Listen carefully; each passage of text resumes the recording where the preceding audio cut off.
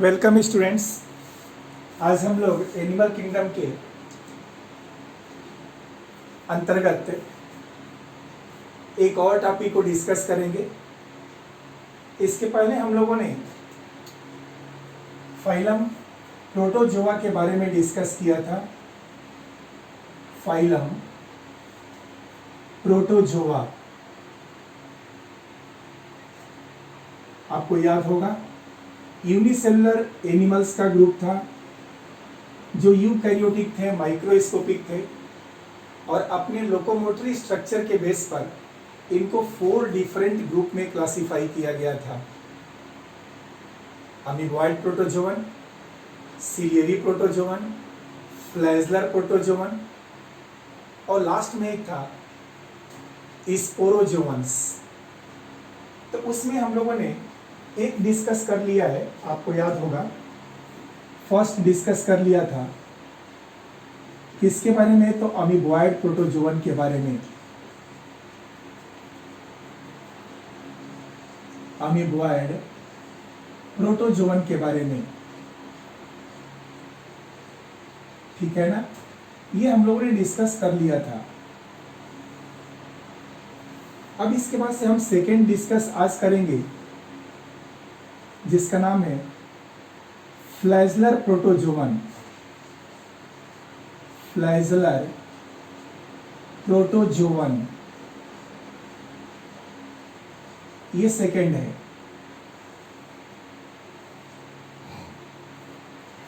तो आज हमारा जो भी लेक्चर बेस्ड होगा वह इस फ्लैजलर प्रोटोजोवन के ऊपर होगा। तो चलिए स्टार्ट कर देते हैं हम लोग फ्लैजलर प्रोटोजोवन के बारे में। लिखता हूं मैं, देखिए आप ध्यान से।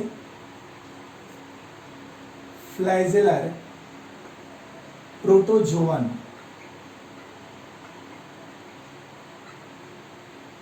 एक ऐसे प्रोटोजोवन के बारे में ये स्टडी है जिसका लोकोमोटरी स्ट्रक्चर फ्लैजला है। क्या है भाई? तो आंसर है लोकोमोटरी,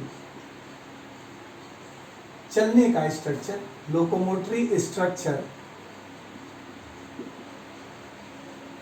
जिस भी प्रोटोजोवंस के अंदर फ्लैजला होता है उसे फ्लैजलर प्रोटोजोवन कहा जाता है। ये हमें याद रखना है।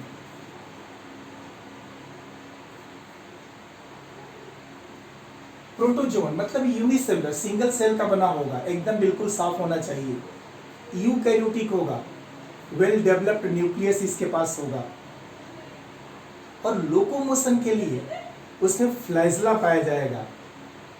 तो ऐसा मेंबर प्रोटोजोवन का किसमें रखा जाएगा? फ्लैजलर प्रोटोजोवन में। इस फ्लैजलर प्रोटोजोवन को हम लोग, जैसे मान लीजिए जो फ्लैजला वाले प्रोटोजोवंस हैं इनको एक क्लास में रखते हैं और इस क्लास का नाम होता है मैस्टिगोफोरा। मैस्टिगोफोरा,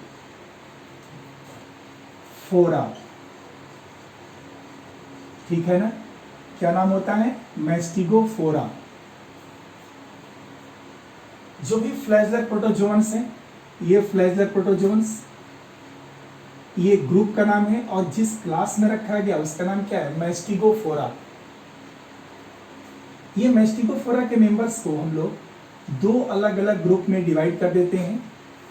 एक का नाम होता है, आप देखिए, जुओ मैस्टिगोफोरा,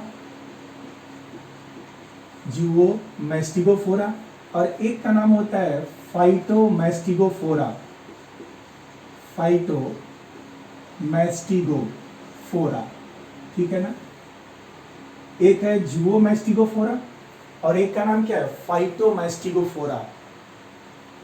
क्वेश्चन में अगर आता है कि फ्लैजलर प्रोटोजोवन को किस क्लास में रखा गया है तो आंसर हो जाएगा all the flagellar protozoans are placed in class Mastigophora and the Mastigophora is further divided into 2 subclasses.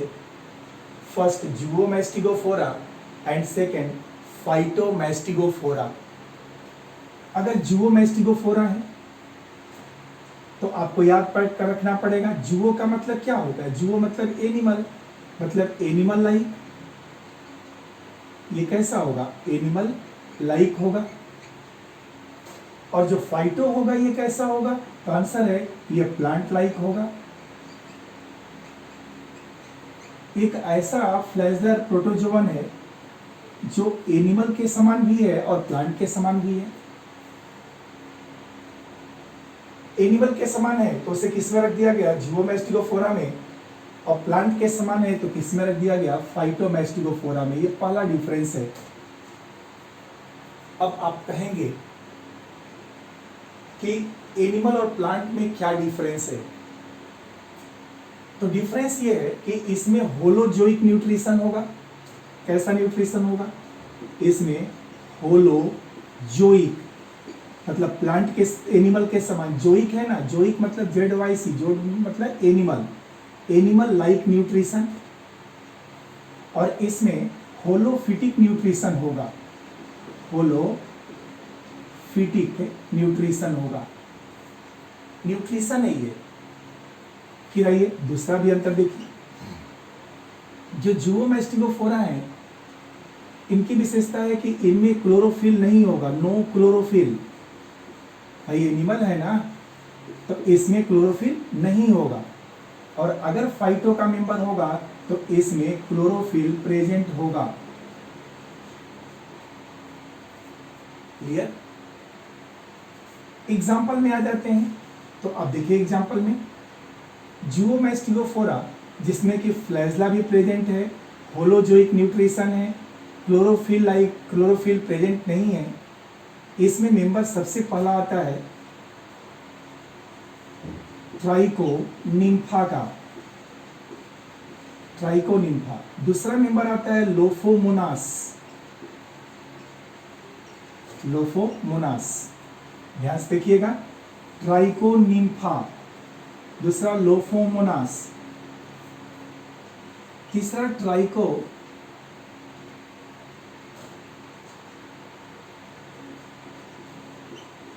Mona's. देखिए निम्फा है, ट्राइकोनिम्फा, NYMPHA, और यह है ट्राइकोमोनास। फिर आगे बढ़ते हैं हम लोग। इसमें और कौन सा मेंबर आता है? तो इस जियोमैस्टिगोफोरा में अब थोड़ा सा हम आगे इधर लेकर के आएंगे आपको। इसमें और भी मेंबर आता है जैसे ट्रिपैनोसोमा, ट्रिपैनोसोमा, ठीक है, याद रखिएगा। और इसमें कौन आता है? Leishmania, Leishmania. और इसमें कौन आता है भाई? तो आंसर है जियार्डिया। ये they are the examples of Zoomastigophora. और जो फाइटोमैस्टिगोफोरा है, इस फाइटोमैस्टिगोफोरा में सिंगल एग्जांपल है, इसका नाम है यूग्लिना, यूग्लिना, ठीक है ना। हालांकि किंगडम प्रोटिस्टा में इस यूग्लिना के लिए अलग प्लेस बना दिया गया है, यूग्लिनोइड का। याद होगा आपको, प्लांट में बॉटनी में आपने पढ़ा होगा यूग्लिनोइड का। लेकिन जब हम लोग एनिमल की स्टडी करते हैं तो एनिमल में प्रोटोजोआ में यूग्लिना को रखा गया है। और प्रोटोजोआ के किस ग्रुप में रखा गया है? तो फ्लैजलर ग्रुप में रखा गया है। किस क्लास में रखा गया है? मैस्टिगोफोरा में रखा गया है। किस सब क्लास में रखा गया है? आंसर है फाइटोमैस्टिगोफोरा में रखा गया है। यहाँ पर एक बात मैं आपको समझा दूं कि यूग्लिना में जो न्यूट्रिशन होता है, कैरेक्टर तो दिया जाता है कि होलोफिटिक, प्लांट लाइक होना चाहिए, लेकिन यहाँ मिक्सोट्रॉफिक होता है, मिक्सोट्रॉफिक न्यूट्रिशन, मिक्सोट्रॉफिक न्यूट्रिशन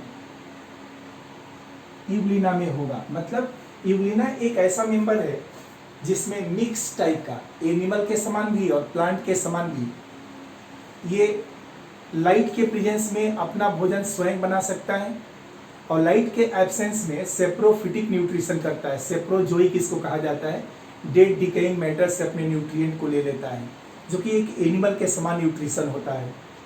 तो एनिमल और प्लांट दोनों का न्यूट्रिशन इस यूग्लिना में पाया गया।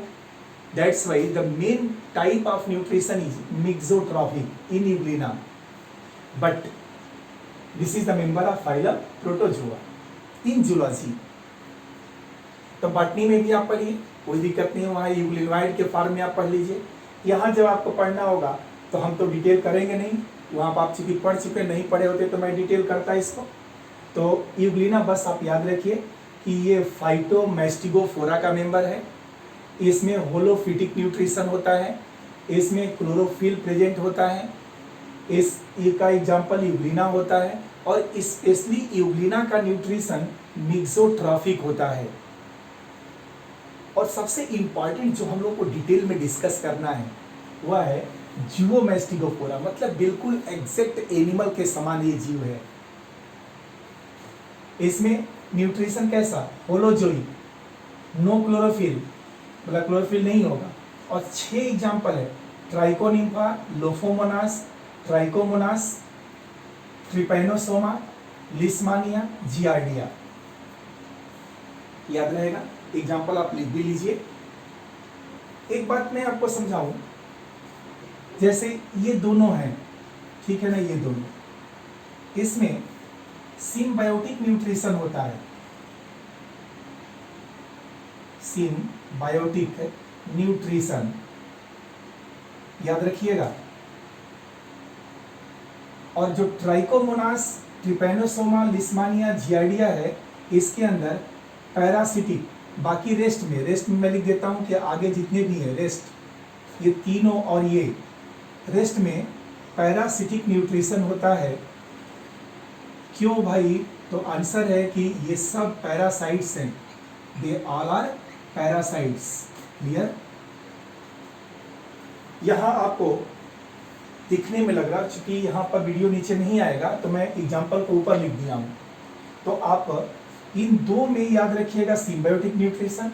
इसके बाद से जैसे ट्राइकोमोनास है, ट्रिपैनोसोमा है, लिस्मानिया है, जियार्डिया है, इन चारों के अंदर न्यूट्रिशन कैसा होगा? पैरासिटिक होगा, because they all 4 are parasites. तो आप इस पूरे कैरेक्टर को ध्यान से देखिए, जो मैंने लिखा है, आपको नोट्स और कंपटीशन के एक एक टर्म मिलेंगे। पहला term phylum protozoa, all the animals are unicellular, eukaryotic, microscopic, and they are classified in 4 categories: amoeboid, flagellar, ciliary, sporozoan. Today I am discussing flagellar protozoans, means those protozoans in which locomotory structures are flagella. They move from one place to other place with the help of the flagella, with the help of their flagella. All the flagellar protozoans are placed in a class of phylum Protozoa. Phylum Protozoa का एक class है known as Mastigophora, just like to amoeboid, Sarcodina. Amoeboid को Sarcodina में, तो flagellar को किस में रखते हैं? Mastigophora में. And the Mastigophora are those class in which all member must have flagella. All members must have flagella. The Mastigophora are further classified into 2 subclass, SUB, subclass. First, Zoomastigophora and second, Phytomastigophora. Zoo means animal, Phyto means plant. Zoomastigophora means animal like flagellar protozoan. Phytomastigophora, plant like flagellar protozoan. What is the basic difference between these two? Zoomastigophora, first, nutrition is holozoic, and second, no chlorophyll, chlorophyll is absent. Phytomastigophora, plant like flagellar protozoan, nutrition is holophytic, plant like nutrition, and chlorophyll is present. The example of the Zoomastigophora are 6 in your syllabus: Trichonympha, Lophomonas, Trichomonas, Trypanosoma, Leishmania, Giardia. In all six, the first two, Trichonympha and Lophomonas, are symbiotic. They show symbiotic nutrition.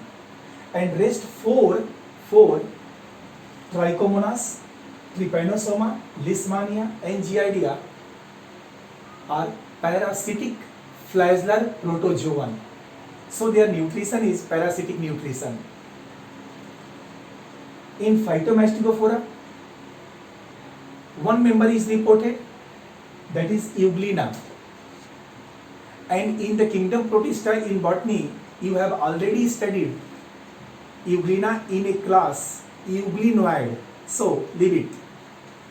But one thing you must remember, the nutrition in Euglena is mixotropic, means both type, animal like nutrition as well as plant like nutrition, mixed type. In presence of sunlight, the chromatophores present in the body of Euglena having chlorophyll A and B are able to photosynthesize and produce their food matter, and their food matter are stored in the form of amylum stars. Amylum stars. But in absence of sunlight, when there is no sunlight, in the dark region, the Euglena take their nutrient from dead and decaying materials.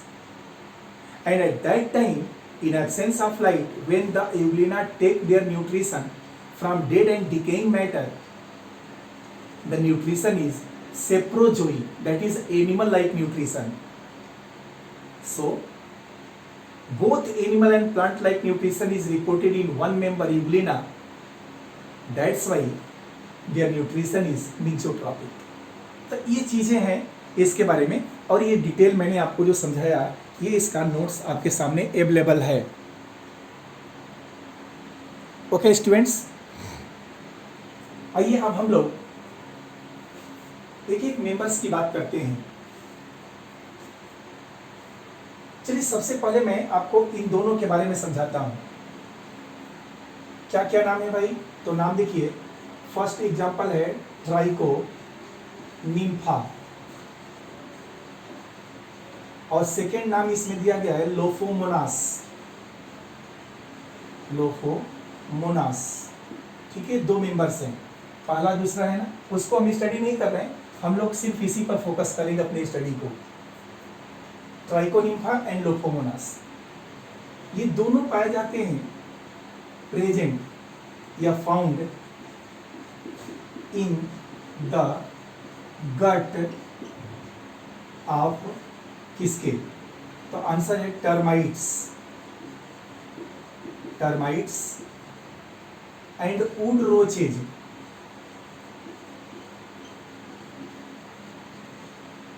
ध्यान से देखिएगा, termites and wood रोचेज. इसमें भी अंतर अगर करना चाहें तो आप कर सकते हैं कि ट्राइकोनिम्फा जो होता है वो टर्माइट्स में पाया जाता है, और लोफोमोनास जो होता है वो वुड रोचेज में पाया जाता है. अलग अलग है.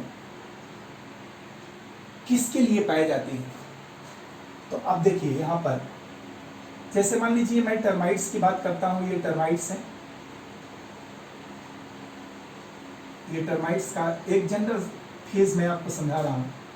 ये इसका गट है, टर्माइट्स का सेंटर में गट. ये हम टर्माइट्स, और यही चीज वुड रोचेस के लिए भी है. अब आपको समझना ये है कि जो टर्माइट्स और वुड रोचेज होते हैं, ये अपने फूड के रूप में सेलुलोज को इंगेस्ट करते हैं.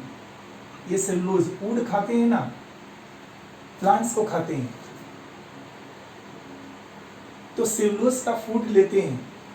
बट ये टर्माइट्स और वुड रोचेज इस सेलुलोज का डाइजेशन नहीं कर सकते, इसलिए इनकी गट में, इनके गट के अंदर कुछ प्रोटोजोन्स पाए जाते हैं. और यही प्रोटोजोन है कौन सा भाई? तो आप देखिए ना, टर्माइट्स की गट में, सॉरी, यहाँ से मैं उठा रहा हूँ, ये ट्राइकोनिम्फा और कौन है, ये ट्राइकोनिम्फा है और यही क्या है, लोफोमोनास है, मतलब ट्राइकोनिम्फा और लोफोमोनास। हमने क्या आपको समझाया ये कि टर्माइट्स और वुड रोचेज सेलुलोज की फीडिंग करते हैं, लेकिन सेलुलोज के डाइजेशन का एंजाइम इनके गट में नहीं पाया जाता। किसके, टर्माइट्स के और वुड रोचेज में नो एंजाइम्स। लिख दूं मैं, ये देखो लिख दिया मैंने, नो एंजाइम्स।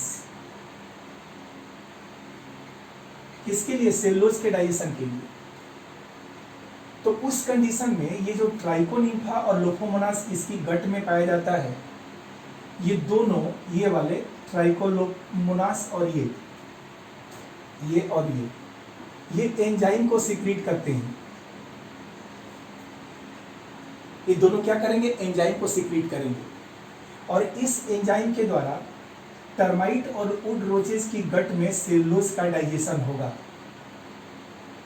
और जब सेलुलोज डाइजेस्ट हो जाएगा तो उसका फूड मैटर टर्माइट्स यूज करेगा अपने ग्रोथ और डेवलपमेंट में। बदले में कुछ भोजन इस ट्राइकोनिम्फा और लोफोमोनास को भी मिलता है, प्लस इसको रहने की यहाँ जगह मिलती है। तो एक ऐसा एसोसिएशन है जिस एसोसिएशन में आप देखेंगे कि इस ट्राइकोनिम्फा और लोफोमोनास, इन दोनों को और टर्माइट्स को और वुड रोचेज को, इनको फायदा हो रहा है। कैसे फायदा हो रहा है, तो टर्माइट्स और वुड रोचेज को सेलुलोज डाइजेस्टिंग एंजाइम मिल जा रहा है जो इसके पास नहीं है, और इस ट्राइकोनिम्फा और लोफोमोनास को रहने की जगह मिल रही है, अब प्लस इनका भोजन यहीं से मिल जा रहा है। तो एक ऐसा एसोसिएशन जिसमें दो मेंबर एक दूसरे के साथ रहें और दोनों एक दूसरे का म्यूचुअली बेनिफिट करते रहें, तो ये सिम्बायोसिस कहलाता है। इसीलिए जो हमने दो लिखा है ना कि ट्राइकोनिम्फा और लोफोमोनास, इन दोनों का न्यूट्रिशन कैसा है, सिम्बायोटिक न्यूट्रिशन है। क्यों है भाई, because they are only protozoan who synthesise enzyme for cellulose digestion and found in the gut of termite and wood roaches. Termite and wood roaches are unable to synthesize cellulose digesting enzyme, and they depend on the Trichonympha and Lofomonas for the enzymes. So both are beneficial to each other.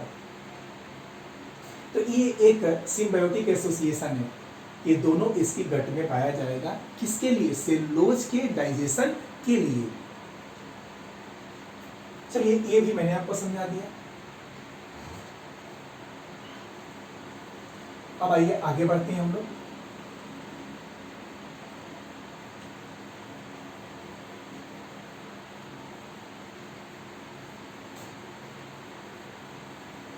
Second देखिए,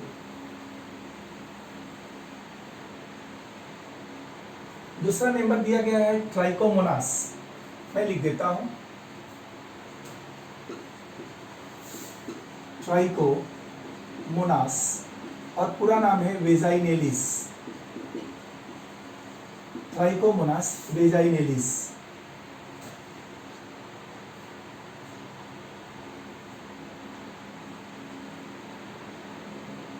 trichomonas vaginalis, ये क्या होता है, तो answer इसका होता है, ये एक ऐसा मेंबर होता है जो मेल और फीमेल, मेल एंड फीमेल दोनों में STDs, sexually transmitted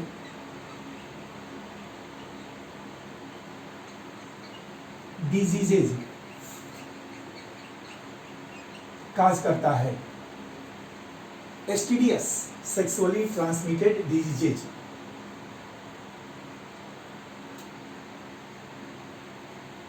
trichomonas vaginalis basically अगर देखा जाए तो ये है तो फीमेल का पैरासाइट है, ये फीमेल का पैरासाइट, लेकिन सेक्सुअल कांटेक्ट के थ्रू ये फीमेल से मेल में ट्रांसफर हो जाता है और डिजीज काज करता है, एसटीडीएस, सेक्सुअली ट्रांसमिटेड डिजीजेज। तो अब देखिए इसको बारे में तो ये बिल्कुल साफ क्लियर हो रहा है कि ये एक डिजीज काज कर रहा है। अब यहाँ पर एक क्वेश्चन ये आता है कि ये ट्राइकोमोनास वेजाइनलिस जो प्रोटोजोवन है, फ्लैजलर प्रोटोजोवन है, इसके द्वारा जो डिजीज काज होती है वो डिजीज का नाम क्या होता है? तो इसके द्वारा जो डिजीज काज होती है, देखिए डिजीज, वो डिजीज का नाम होता है ट्राइकोमोनिएसिस। ट्राइकोमोनिएसिस।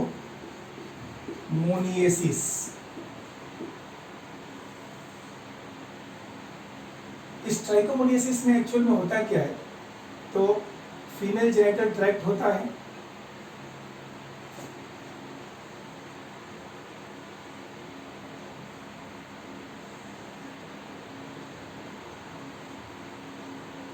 इस फीमेल जेनिटल ट्रैक्ट में ये जो वेजाइनल पार्ट होता है, यहाँ पर इसका इन्फेक्शन हो जाता है इस पार्ट में,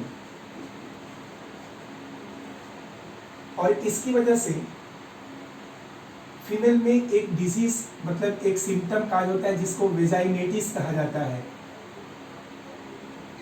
ये ट्राइकोमोनिएसिस में ही आता है।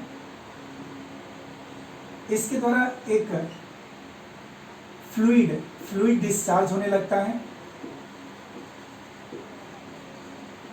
और इसी फ्लूइड के वजह से ये फीमेल से मेल में या मेल से फीमेल में ट्रांसफर हो सकता है। इसके अलावा इस पार्ट में बर्निंग सेंसेशन,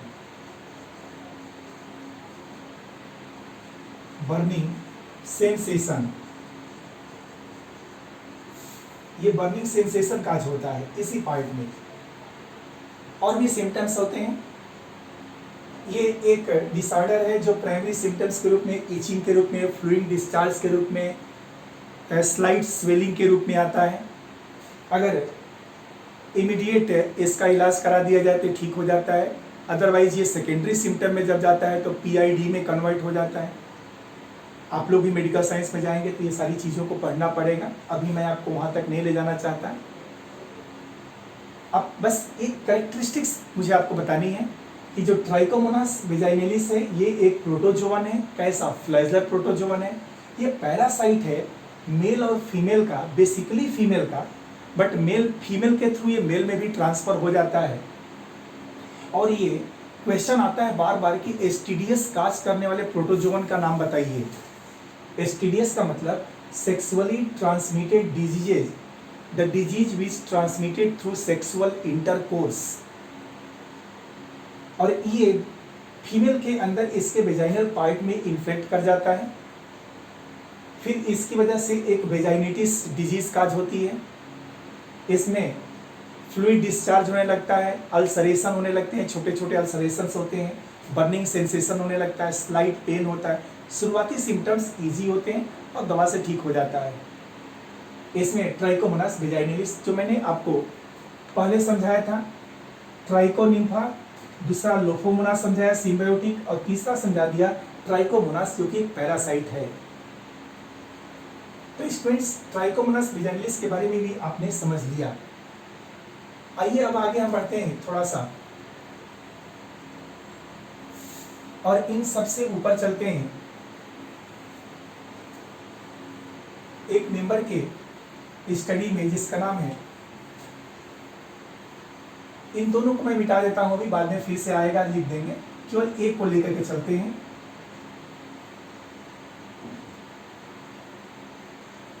आपको इतना तो पता ही हो चुका होगा कि ये जुओ मैस्टिगोफोरा के मेंबर्स हैं। सुनिए भाई, ट्रिपैनोसोमा,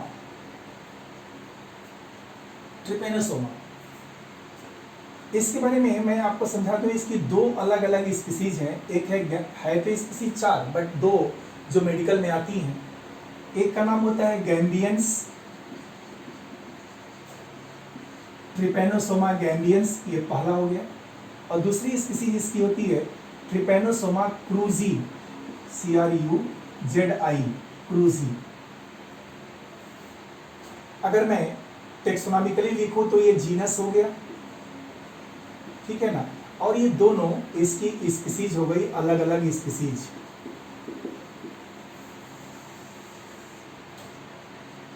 इसके स्ट्रक्चर को आप देखिए थोड़ा ध्यान से। ये ट्रिपेनोसोमा का स्ट्रक्चर कुछ इस तरह का होता है, जिसके टर्मिनल एंड पर काइनेटोप्लास्ट होता है, उसके नीचे की तरफ ब्लीफेरोप्लास्ट होता है जहां से एक फ्लैजला निकलता है, और फ्लैजला इसके स्ट्रक्चर कॉम्प्लिकेटेड तो नहीं हो रहा? चलिए मैं आपको बताता हूं कैसे। आप ऐसे समझिए, देखिए रेड वाला लाइनिंग फ्लैजला का है, थोड़ा सा जहां से हम रेड बना रहे हैं ना वो फ्लैजलर स्ट्रक्चर है। ये पूरा फ्लैजला, रेड से देखिए फ्लैजला हो गया।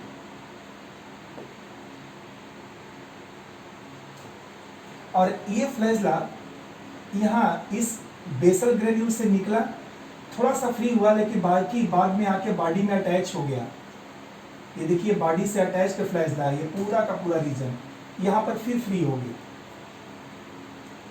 इसके अंदर एक न्यूक्लियस होता है और ग्लाइकोजन के पार्टिकल्स होते हैं साइटोप्लाज्मिक एरिया में। आपको याद क्या रखना है? तो पहला याद रखना है काइनेटोप्लास्ट। काइनेटोप्लास्ट ये सबसे ऊपर वाला है, सबसे ऊपर वाला जो आप डॉट देख रहे हैं ना, सबसे ऊपर ये काइनेटोप्लास्ट है। याद रखिएगा, क्योंकि इसी की पोजीशन जब वेरी करेगी तो ये लिस्मानिया हो जाएगा। और दूसरा वाला जो ये ग्रेन्यूल्स आपको दिख रहा है बड़ा वाला, उसके नीचे इसको बेसल ग्रेन्यूल्स कहा जाता है। बेसल ग्रेन्यूल्स ये वाला हो गया, ठीक है ना। और इस बेसल ग्रेन्यूल से फ्लैजला निकल रहा है, ये रेड वाला आप देखिए फ्लैजला निकल रहा है। अब यहां पर मैं फ्लैजला अगर लिखूंगा तो हमें दो हिस्से इसके दिखाने होंगे। एक तो अटैच्ड, ये हिस्सा इसका अटैच्ड है बॉडी से, और ये हिस्सा फ्री है ना। ये हिस्सा इसका क्या है? फ्री है। अटैच्ड और फ्री दो तरह का है ये।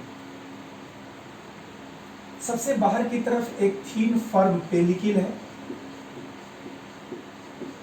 और ये इसका न्यूक्लियस है।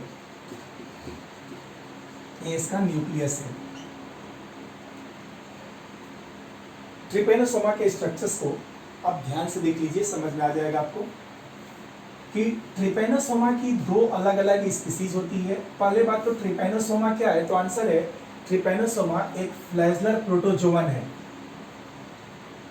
ट्रिपेनोसोमा किस में रखा गया है? तो मैस्टिगोफोरा में।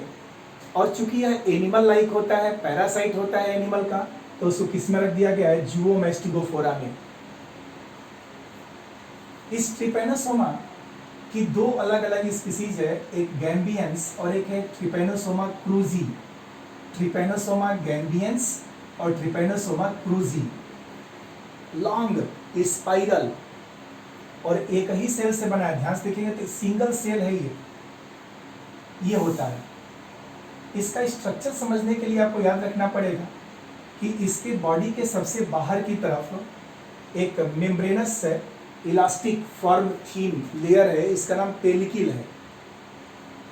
इसके बॉडी के सेंटर में एक न्यूक्लियस है, साइटोप्लाज्म है, और साइटोप्लाज्म में रिजर्व फूड ग्लाइकोजन होगा।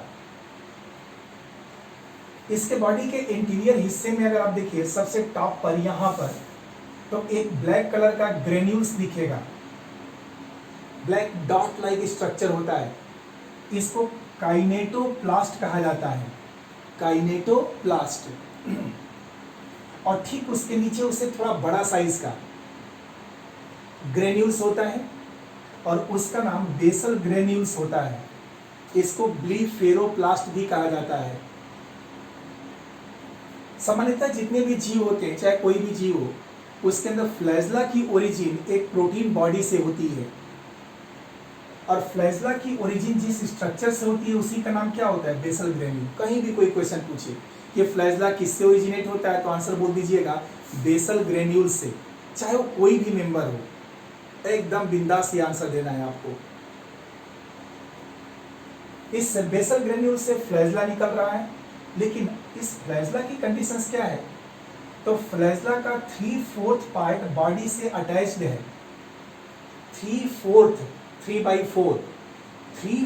Reason of this flagella in trypanosoma attached to their body and 1/4 region is free. केवल 1/4 रीजन क्या है? फ्री है। तो फ्लैजला तो बहुत लंबा है, लेकिन इसका 3/4 हिस्सा इसके बॉडी से अटैच्ड है और 1/4 हिस्सा इसका फ्री है। यही ट्रिपैनोसोमा का स्ट्रक्चर है। तो आप लोगों ने इतना तो समझ लिया कि ट्रिपैनोसोमा का स्ट्रक्चर कैसा होता है। चलिए अब मैं आपको बताता हूं कुछ और भी चीजें इसके बारे में। सबसे पहली कंडीशन उधर भी मिटा देते हैं, क्योंकि ये चीज तो आप समझ ही गए हैं। जगह बनता जाएगा तो लिखने में आसानी रहेगी।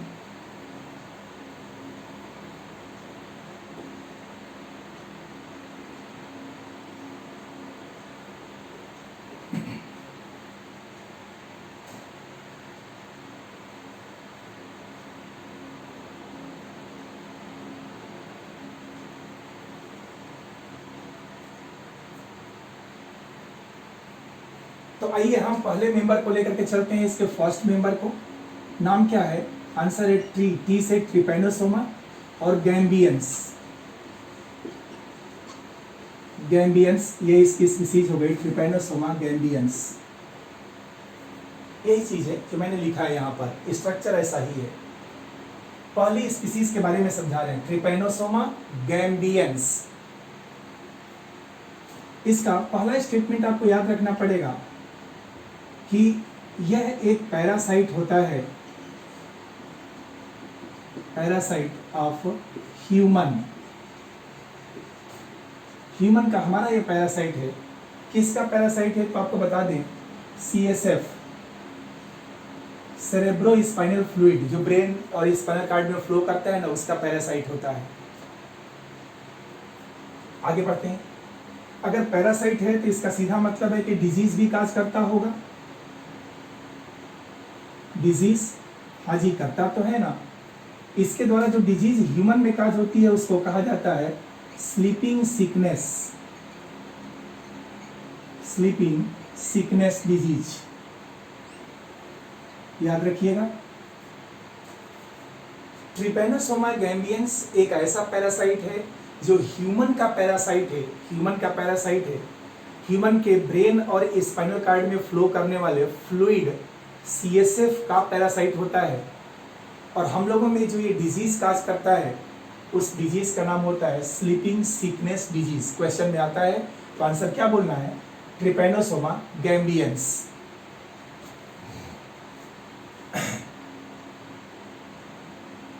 अच्छा, आगे बढ़ते हैं।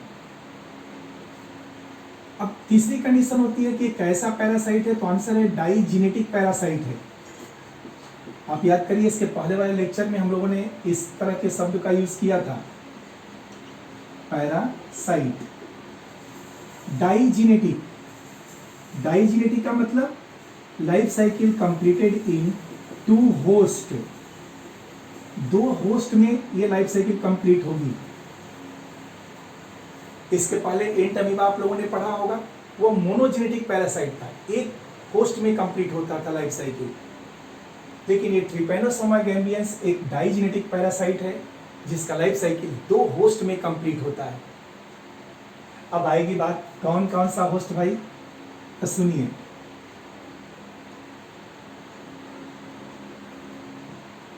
इसका प्राइमरी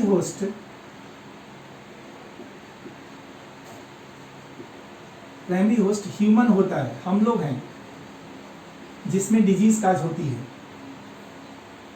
कौन सा डिजीज? Sleeping sickness disease.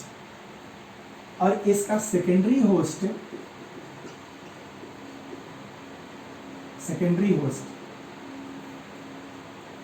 एक फ्लाई होती है जिसका नाम होता है सीसी फ्लाई। ये याद रखना है आपको। यह एक डाइजेनेटिक पैरासाइट है। इसके दो होस्ट होते हैं जिसमें कि दोनों होस्ट में half half life cycle complete होती है। Primary host human, secondary host CC fly. CC fly को हम लोग साइंटिफिकली क्या बोलते हैं, तो आंसर है साइंटिफिकली इसको ग्लोसाइना पाल्पेलिस कहा जाता है। अगर आपसे याद हो जाएगा तो याद रखिएगा, नहीं याद होगा तो परेशान होने की जरूरत नहीं है। आप सिर्फ इतना भी याद रख सकते हैं, सीसी फ्लाई, ठीक है ना, ये याद रखना है। ग्लोसाइना साइंटिफिक नेम है उसका, जैसे जूलॉजिकल नेम होता है ना, बॉटनिकल नेम होता है, वैसे ही इसका नाम है ग्लोसाइना पाल्पेलिस। ग्लोसाइना पाल्पेलिस। और ये जो सेकेंडरी होस्ट है जिसको हम लोग सीसी फ्लाई कहते हैं, यही इस ट्रिपैनोसोमा का वेक्टर होता है। This is the vector of Trypanosoma. Trypanosoma बड़ा इंपॉर्टेंट लाइन है।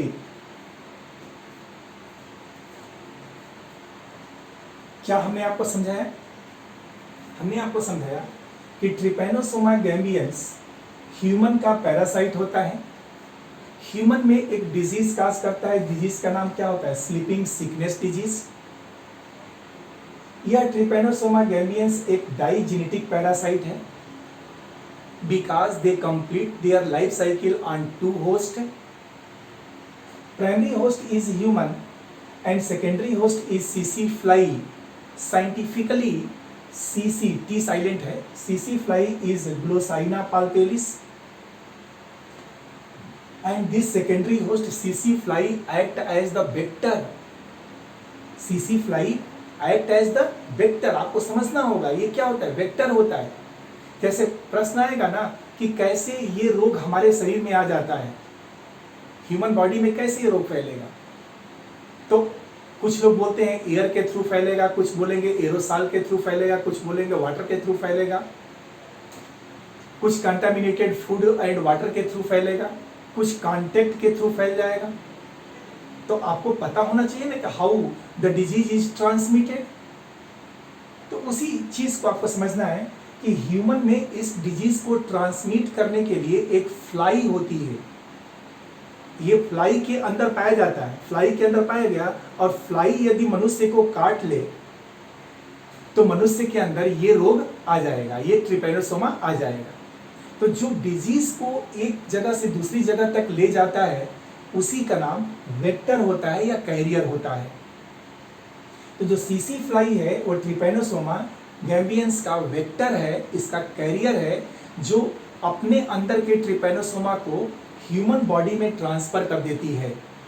इतना समझ में आ गया? तो वेक्टर, वेक्टर क्या हुआ? सीसी फ्लाई मतलब ग्लोसाइना पाल्पेलिस। इतना ही मेडिकल के लिए आपको जरूरी है। कभी कभी ऐसा होता है कि स्टूडेंट क्यूरियोसिटी बस पूछ बैठता है कि सर स्लीपिंग सिकनेस में क्या होता है। मैं आपको बता दूं, स्लीपिंग सिकनेस का मतलब एक प्राइमरी सिम्टम के रूप में इसका नाम दिया गया है। मेडिकल साइंस में हम लोगों ने पढ़ा, आप भी आगे पढ़ेंगे। ये सब डिजीज मिलता है आपको कम्युनिटी हेल्थ के पेपर में। इसको संचारी रोग कहा जाता है, जो मॉस्किटो बार्न होता है, फ्लाई बार्न होता है। तो इसमें एक्चुअल में होता क्या है कि स्लीपिंग मतलब प्राइमरी सिम्टम है कि जैसे इसका इन्फेक्शन हो जाता है बॉडी में, तो बॉडी में धीरे धीरे ब्लड के थ्रू ये पहुंच जाता है बोन मैरो, फिर उसके बाद से सीएसएफ में कई जगह ट्रांसमिशन होता है, फिर ब्रेन में पहुंचता है। सीएसएफ के थ्रू कहाँ पहुंच जाएगा? ब्रेन में। सीएसएफ मतलब पहले तो ये ब्लड से टिश्यू फ्लूइड से सीएसएफ, ऐसा इसका पाथ होता है। कहाँ जाएगा? मच्छर ने काटा, ब्लड में छोड़ दिया, तो ब्लड से होता हुआ टिश्यू फ्लूइड में चला जाएगा, टिश्यू फ्लूइड से सीएसएफ में आ जाएगा, सीएसएफ से स्पाइनल कार्ड में, फिर धीरे धीरे कहाँ पहुंचेगा? ब्रेन में। जब ये हमारे ब्रेन में पहुंच जाता है तो वहाँ पर ब्रेन के अंदर ये मूवमेंट शुरू करता है, लेकिन नेचर ने हमारे ब्रेन में बहुत ज़्यादा जगह दी नहीं है कि कोई भी बाहर की चीज़ आकर के उसमें एकोमोडेट कर जाए। तो फिर ब्रेन उसके प्रति एक रिएक्शन शो करने लगता है। और सामान्यतः ये होता क्या है, हमारे हाइपोथैलेमस का सेंटर एक स्लीपिंग सेंटर होता है, उसको डिस्टर्ब कर देता है। अब नींद नहीं आती है।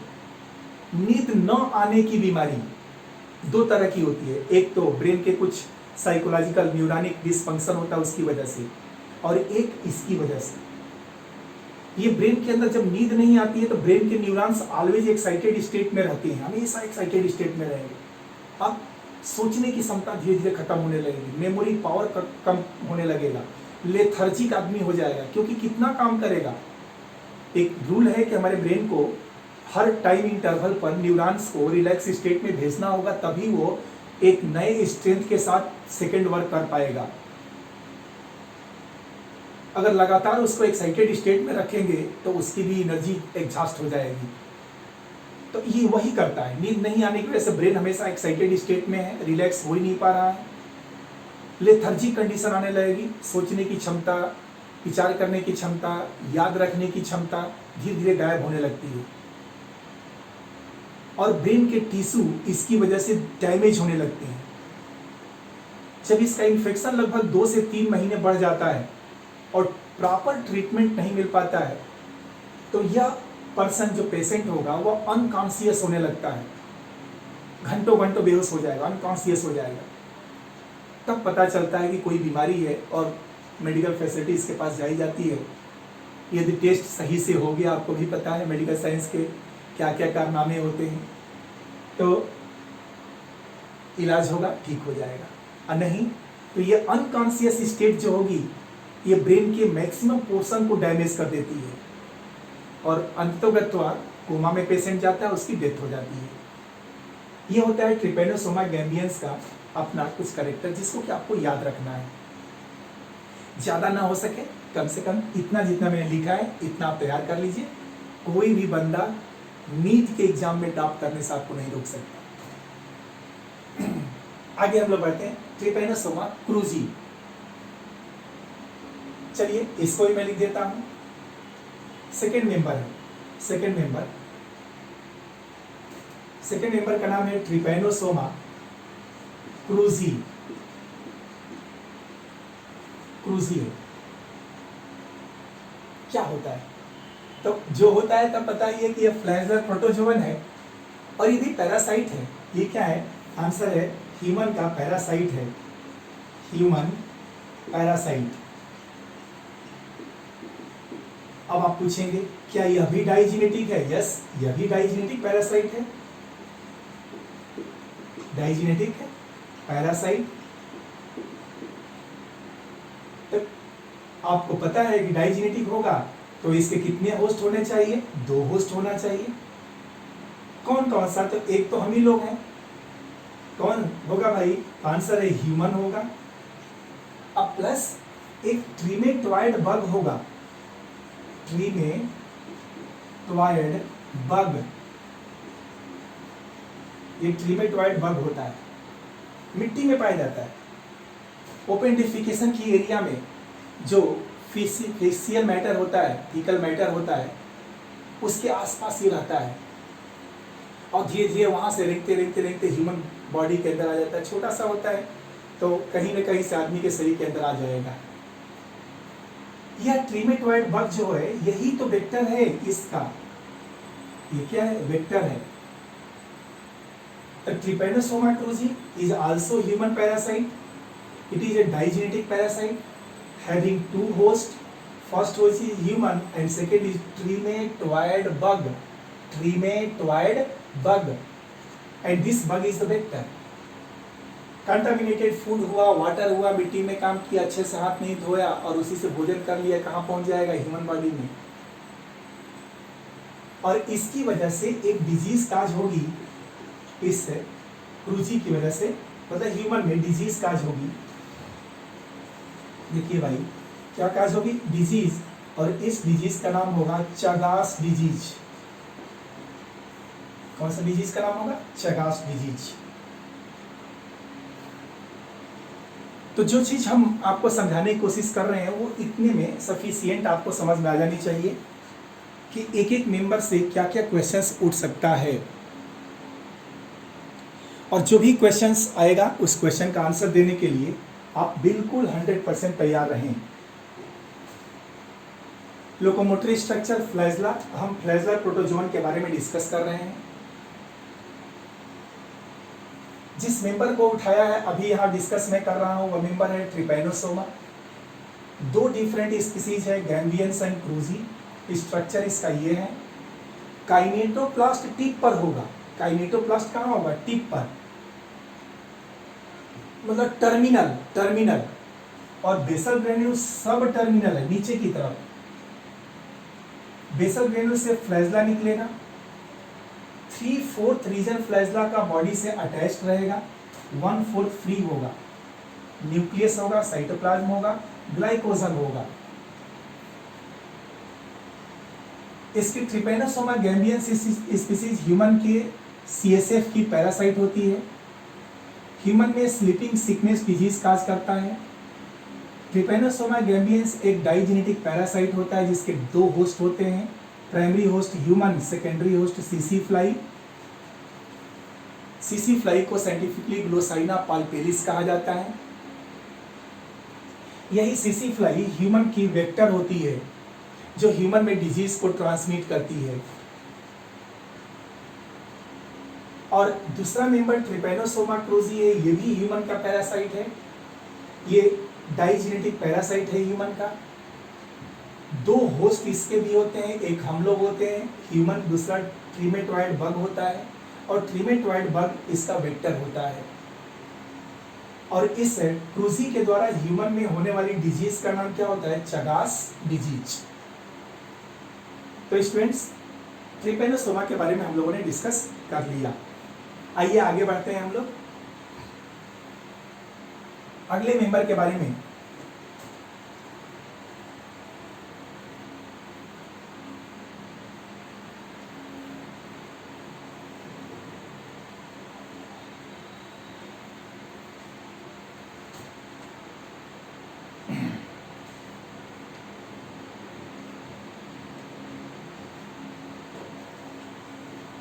जिसका नाम है लिस्मानिया।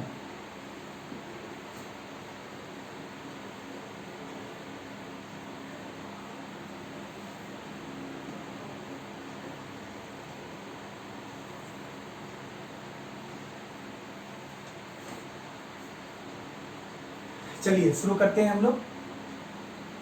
लिस्मानिया सेकंड मेंबर है, मतलब है तो दूसरा, ट्रिपेनोसोमा के बाद कर रहे हैं। लिस्मानिया की दो अलग अलग स्पीसीज इसकी भी हैं।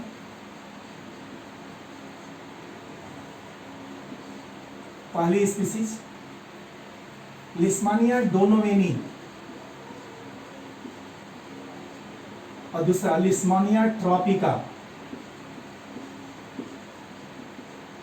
Leishmania donovani and Leishmania tropica. ऐसा स्ट्रक्चर होता है, उससे थोड़ा छोटा होता है और कुछ इस तरह का स्ट्रक्चर होता है यंग स्टेज में। एडल्ट होगा तो छोटा हो जाएगा ऐसा। और देखिए इसमें क्या है भाई, तो बेसल ग्रेन्यूल्स ऊपर की तरफ होता है जिससे फ्लैजला निकलता है और वो फ्लैजला फ्री होता है। ये एडल्ट है, एडल्ट होने पर छोटा हो जाएगा, यंग रहेगा। मैं लिख दूं एडल्ट और यंग। और इसके नीचे काइनेटोप्लास्ट होगा, फिर इसका न्यूक्लियस होगा। इसके नीचे काइनेटोप्लास्ट, फिर इसका न्यूक्लियस। तो आप देखिए स्ट्रक्चर कितना बदल गया। यहां बेसल ग्रेन्यूल्स ऊपर हो गया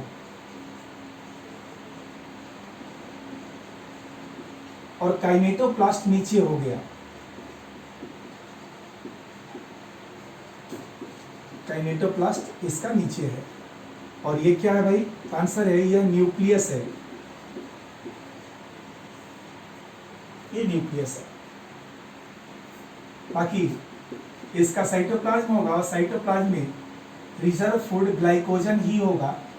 पैरासाइट्स हैं इसलिए आपको याद रखना पड़ेगा कि इनके अंदर कंट्रैक्टाइल वैक्यूल्स नहीं होता है। ये मैं पहले आपको बता चुका हूं कि कोई भी पैरासिटिक प्रोटोजोवन होता है तो उसमें कंट्रैक्टाइल वैक्यूल नहीं पाया जाता। और ये इसका फ्लैजला है।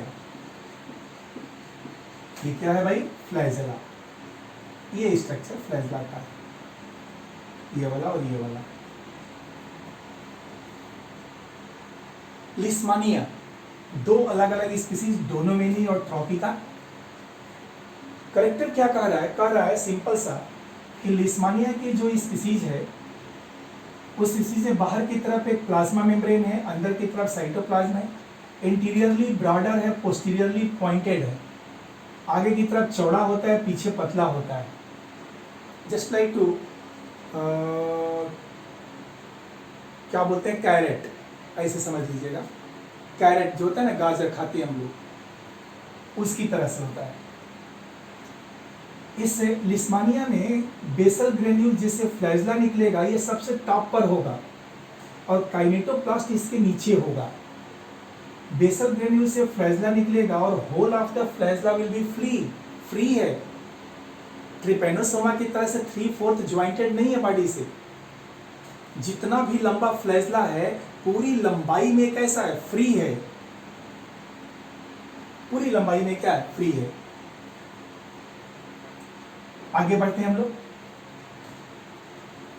जब ये यंग स्टेज में होगा तो थोड़ा इलॉन्गेटेड होगा और एडल्ट स्टेज में आएगा तो साल्टर हो जाएगा, मतलब मोर और लेस पिरामिडल शेप आने लगता है धीरे धीरे। इसका स्फेरिकल तो नहीं होता, पिरामिड के आकार का, ऊपर पतला होता है, नीचे आके चौड़ा हो जाता है। फ्लैजला है इसलिए किसका मेंबर हो गया, फ्लैजलर प्रोटोजोवन का मेंबर हो गया। अब बात उठती है कि ये ह्यूमन के अंदर कौन से डिजीज को काज करते हैं। तो चलिए हम लोग स्टार्ट कर लेते हैं। पहला मेंबर नाम क्या है, लिस्मानिया डोनोवेनी। नाम क्या है, लिस्मानिया डोनोवेनी, नाम लिख दिया। साइंटिफिक नेम है, इसलिए अंडरलाइन कर लिया है। पहला कैरेक्टर इसका यही आएगा कि यह ह्यूमन का पैरासाइट होता है, पैरासाइट ऑफ ह्यूमन। जैसे वो था, ह्यूमन का क्या होगा, पैरासाइट होगा।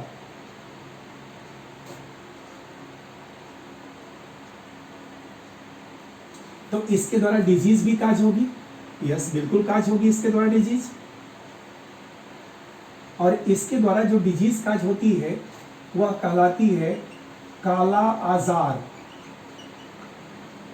काला आजार, ब्लैक फीवर, ब्लैक सिकनेस, काला आजार। इसको हम लोग डमडम फीवर भी कहते हैं, डमडम फीवर। बहुत बार क्वेश्चन आया है मेडिकल में, dumdum fever is caused by, तो एकदम बेचक आंसर दे दीजिएगा लिस्मानिया डोनोवेनी। क्या फर्क पड़ता है, यही तो है वो member. Leishmania donovani is the parasite of human and the disease caused by Leishmania donovani in human is Kala Azar, also known as dum-dum fever। थोड़ा आगे बढ़ते हैं। जैसे उसमें हम लोग चले थे, यह भी एक डाइजेनेटिक पैरासाइट होता है, डाइजेनेटिक पैरासाइट। अब डाइजेनेटिक होगा तो नाम से ही क्लियर है, कितने होस्ट होने चाहिए, तो 2 होस्ट होना चाहिए। डाइजेनेटिक का मतलब एक ऐसा पैरासाइट जो अपना पूरा जीवन 2 होस्ट में कंप्लीट करता हो, तो डाइजेनेटिक कहलाएगा। एक होस्ट में कंप्लीट होगा एक ही बॉडी में, तो मोनोजेनेटिक कहलाएगा। अब ये दोनों होस्ट कौन कौन से हैं, तो आइए हम लोग देख लेते हैं। इसका प्राइमरी होस्ट ह्यूमन होता है। कौन होता है भाई, प्राइमरी होस्ट ह्यूमन होगा। और इसका सेकेंडरी होस्ट जो होगा वह सैंड फ्लाई होता है। सैंड फ्लाई बहुत डेंजरस है ये, सैंड फ्लाई।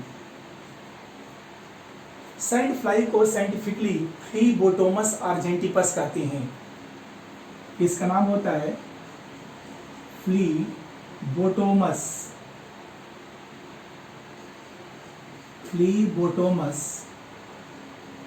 आर्जेंटिपस।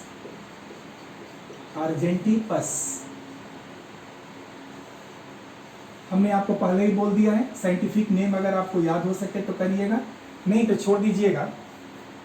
कोई बहुत जरूरी नहीं है, आपको सिर्फ ये याद रखना है सैंड फ्लाई। कभी कभी इसके पेशेंट मिल जाते हैं, वार्ड ड्यूटी जब करते थे हम लोग तो उस समय इस तरह के पेशेंट मिल गए। बहुत डेंजरस स्थिति होती है इसकी। डिजीज के सिम्टम्स तो इंटरनल होते हैं बट बॉडी के अलग अलग पार्ट्स में स्वेलिंग, हार्डनेस, क्रैकिंग, ये सब कैरेक्टर्स इसके आता है। पैर है इस रीजन पर, एक पर्टिकुलर रीजन में ये स्वेलिंग हो गया, हार्ड हो गया, क्रैक कर गया, ये साइड इफेक्ट इसका होता है। सिम्टम्स ये नहीं है, सिम्टम्स अलग है बट बहुत डेयरिंग टाइप का ये सिम्टम्स सैंड फ्लाई की वजह से आता है। तो ये एक बहुत हार्मफुल डिजीज है जिसको हम लोग काला आजार कहते हैं, डमडम फीवर कहते हैं, सैंड फ्लाई की वजह से आता है। इसमें एक्चुअल में होता क्या है तो मैं आपको बता दूं। अच्छा, यहाँ पर मैं एक चीज लिख दूं कि ये सैंड फ्लाई ही इस डिजीज का वेक्टर है। इसका क्या है? वेक्टर है। मतलब इसी सैंड फ्लाई के द्वारा लिस्मानिया डोनोवेनी ह्यूमन में इन्फेक्ट करता है। तो हमारे शरीर में जो इन्फेक्शन काज होता है वह इन्फेक्शन इसी सैंड फ्लाई के काटने से होता है। ठीक है ना? अच्छा, इसको मैं आपको कैसे समझाऊं? आपको ऐसे बता देते हैं कि इस डिजीज में सबसे पहला इफेक्ट कहाँ आता है तो बॉडी के इंटरनल पार्ट्स में आता है कि इसकी वजह से जनरली आरबीसी की डिस्ट्रक्शन की रेट बढ़ जाती है, जिससे एनीमिया काज हो जाता है, कमजोरी होने लगती है, सांस फूलने लगता है। लीवर में इनलार्जमेंट, लीवर में स्वेलिंग काज होने लगती है। स्प्लीन में स्वेलिंग काज हो जाती है क्योंकि आरबीसी का लगातार वो क्या करेगा? डिस्ट्रक्शन करेगा। तो ये बॉडी के इंटरनल पार्ट्स में 3 कॉमन सिम्टम्स होते हैं इसके। और फीवर जर्की टाइप का होता है, अचानक से फीवर बढ़ गया, फिर उतर गया, फिर बढ़ गया, फिर उतर गया, कुछ घंटों के लिए ठीक हो गया तो लगा सब कुछ ठीक हो गया, फिर चढ़ गया।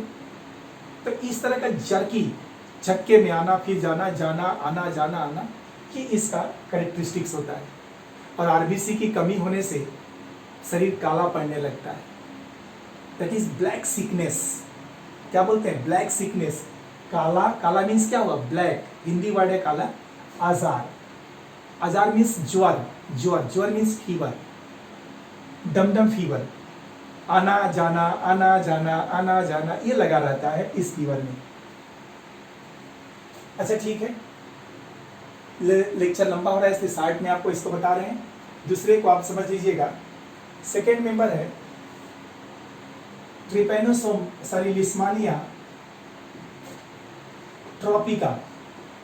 लिस्मानिया ट्रॉपिका। ये देखिए ध्यान से, ये भी ह्यूमन का पैरासाइट होता है।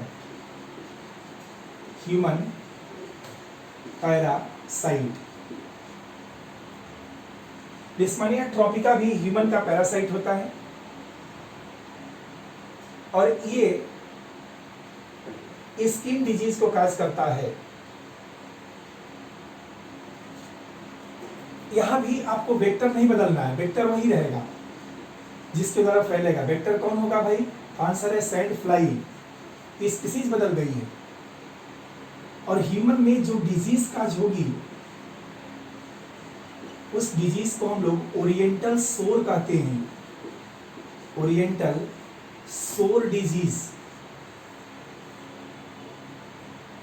क्यूटेनियस स्किन की डिजीज हो जाती है। तो लिस्मानिया ट्रॉपिका ह्यूमन का पैरासाइट है। यह भी डाइजेनेटिक पैरासाइट है। इसका वेक्टर सैंड फ्लाई होता है। डिजीज कौन सी होती है? ओरिएंटल सोर डिजीज होती है। ओरिएंटल सोर ये स्किन डिसऑर्डर है।